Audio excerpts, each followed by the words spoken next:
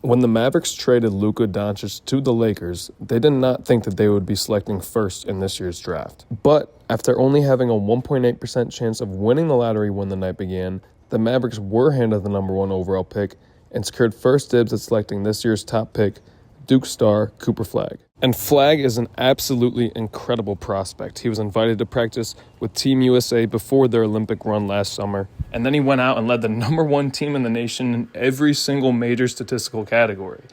He is also the youngest player in this draft and has multiple paths to high-level success. He's an elite downhill finisher who attacks the rim with what I like to call reckless abandon.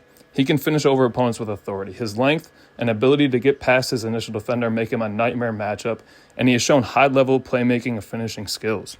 He is a great passer with very good vision, and at Duke he went back and forth between being a lead initiator and being an elite play finisher from the wing at 6'9" and handled that role very well. He definitely has some questions about his ability to be a sustainable creator of an entire offense in the NBA, but he is still only 18 years old and doesn't really have any other flaws in his game right now, so putting any ceiling on him at all would be irresponsible. He's also a very physical player and a high-level defender. I think he's going to make an immediate impact on both ends because he is switchable 1 through 4 and average nearly 3 stocks a night. He's shown some rim protection capability coming over from the weak side at 6'9", but he can also guard the perimeter. I think his defensive impact is going to be a big part of the player that he becomes. In Dallas, I would expect Jason Kidd or whoever is coaching in the Mavericks next year to experiment with him at point guard a little bit because Kyrie is still hurt, but I'm excited to see him in that role and have a bit more freedom because of that this year as well. At number 2, we have another very intriguing and versatile young prospect, and that is Dylan Harper, who will be joining the San Antonio Spurs. Dylan is the son of 5-time NBA champion Ron Harper and the brother of Ron Harper Jr., who currently plays for Detroit. Dylan is an oversized jumbo point guard who creates and converts a huge percentage of his own shots for himself at the rim. In fact, he averaged 70% and 17 points per game on close twos this year at Rutgers. The only other freshman to reach that mark in NCAA history went by the name of Zion Williamson. But this is not Zion Williamson. At 6'6", Dylan has a great handle. He gets downhill. He makes good reads and has a good feel for the game. He averaged 4 assists in 32 minutes. He's got great balance through the lane, and he can finish with either hand.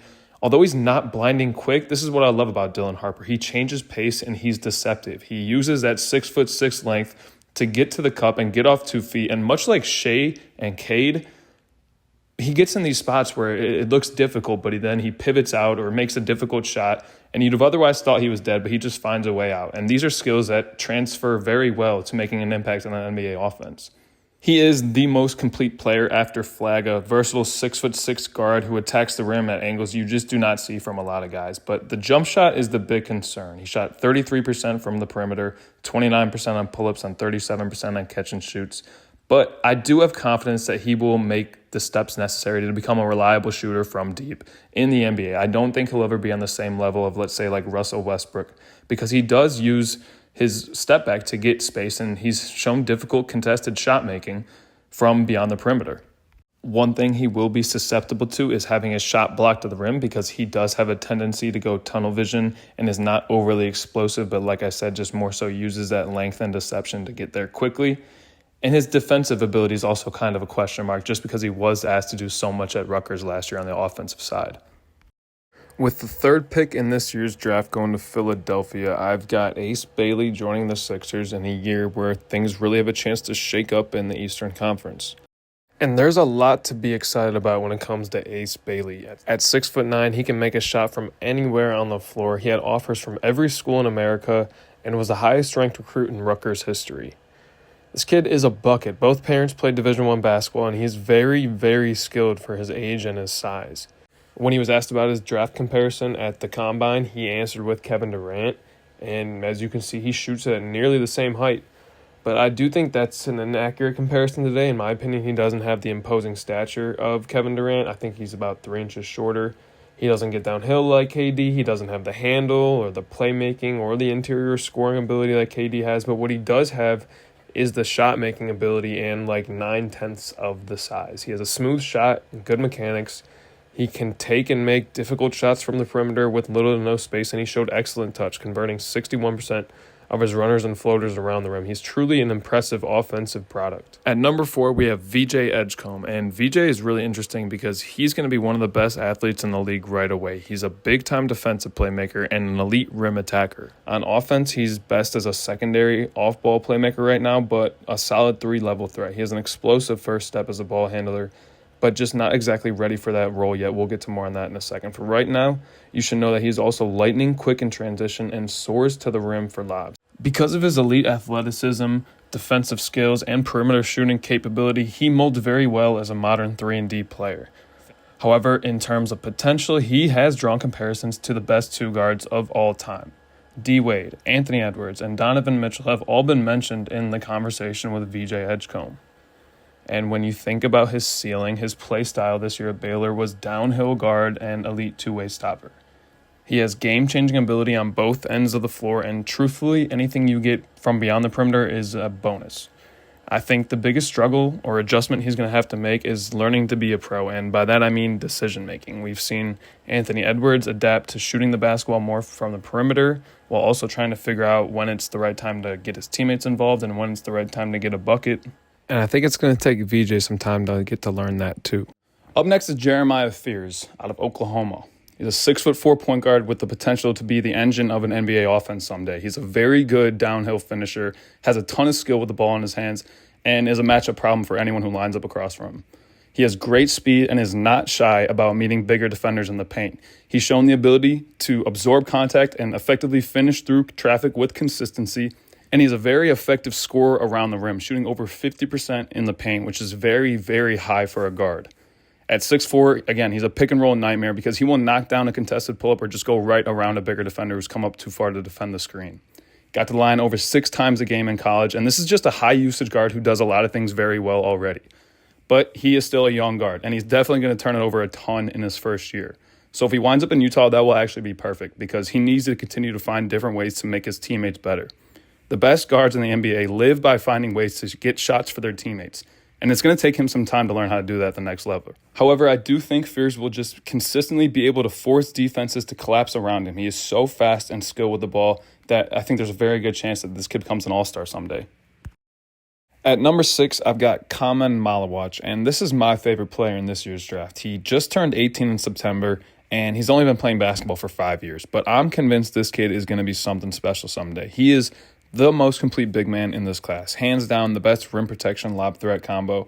And he's an impressive scorer in the pick and roll, converting nearly 90% of his finishes as a roll man at Duke. And it does help having Cooper Flagg and Kon Knuppel as the guys who are throwing you lobs. But he runs the floor really well. He has good footwork around the rim, and he's a consistent threat on the glass.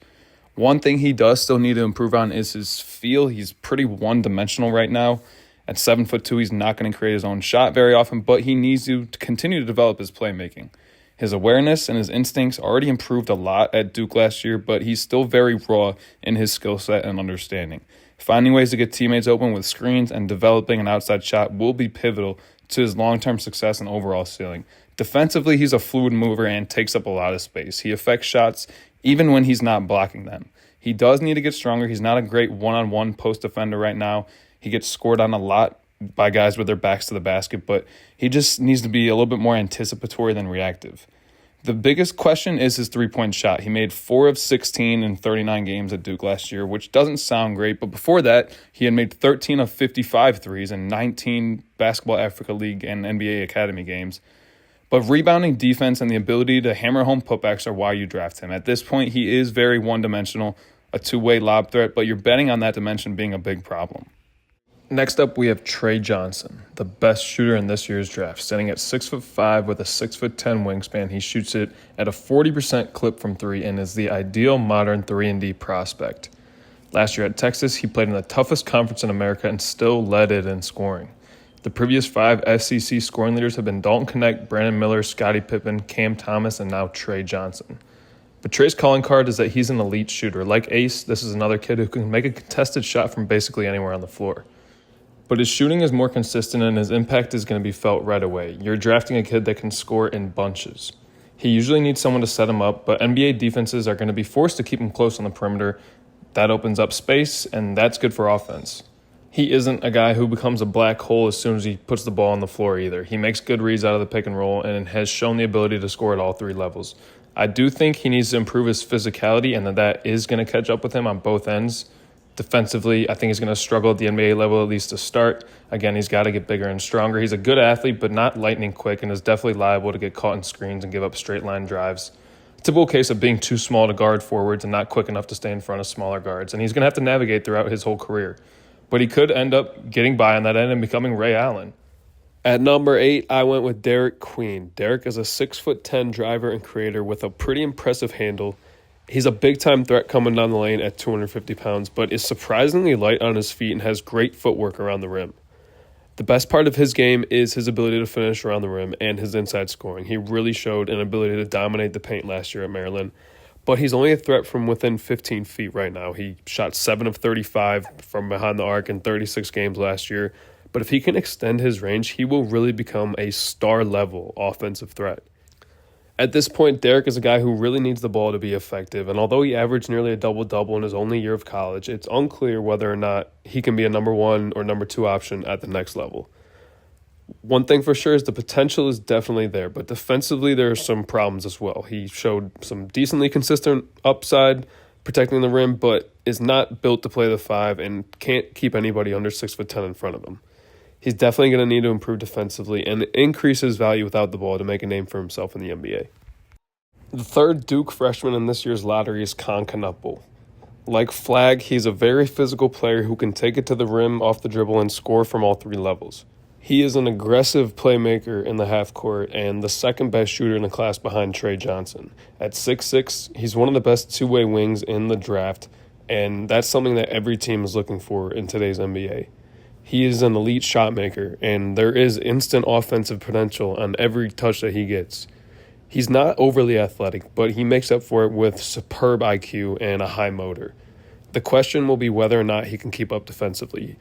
Typically, he's in good position, and he's quick in rotations. He understands the game just fine, and that's one of the reasons he's such a threat with the ball on offense.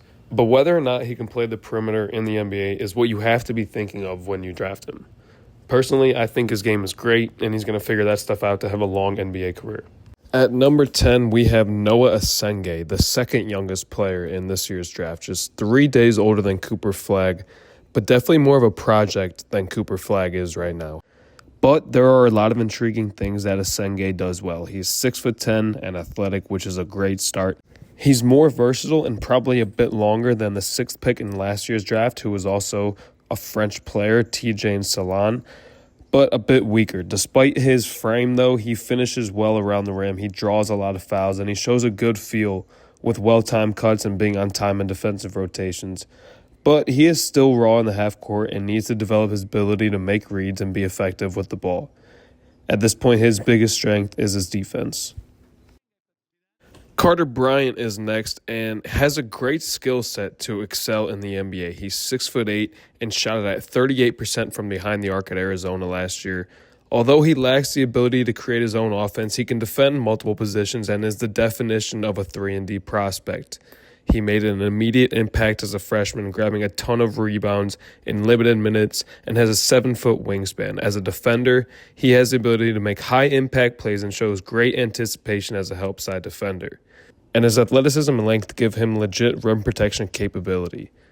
Honestly, the only flaw in his game right now is that he lacks consistency off the dribble and he's not yet a natural playmaker. But with some time and experience, he should excel. At 12 is Colin Murray-Boyles out of the University of South Carolina. He is the highest-ranked sophomore in this year's class, an elite ball hawk, and a high-level defender at 6'7". His calling card is his fantastic defense. He is quick on the perimeter, has good hands as well as great strength and length, and he impacts that on nearly every possession. Offensively, he works best around the rim right now. He is not shy about contact and maintains good balance after bumps. His frame allows him to be the aggressor. At nearly 250 pounds, he is a force coming down the lane. And he shoots it at 67% in the paint. He was sometimes used as a roll man, but he's going to have to improve his three-point scoring and downhill ability to reach his full potential. Kasparas Jakucionis is another jumbo guard who can create a shot for himself at almost any time. There is no shortage of aggression when it comes to this kid, but he is not a great read maker. He projects decently well as an oversized guard who can spread the floor and has takeover potential as a 3-level scorer, but the difficult thing with him is he needs the ball a lot and he's shown the tendency to get sped up. He's got all the skills to be a good creator, but he's going to need a number 1 guy to really thrive. He is a passable defender and does a nice job of cutting guys off in space. He also makes it difficult for himself to get screened and consistently makes second and third efforts on that end of the floor.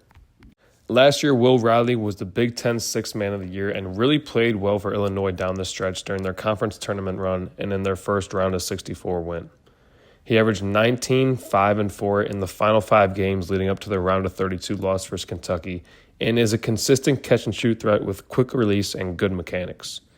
He has great playmaking ability from the wing, but lacks the strength to defend or go at bigger players.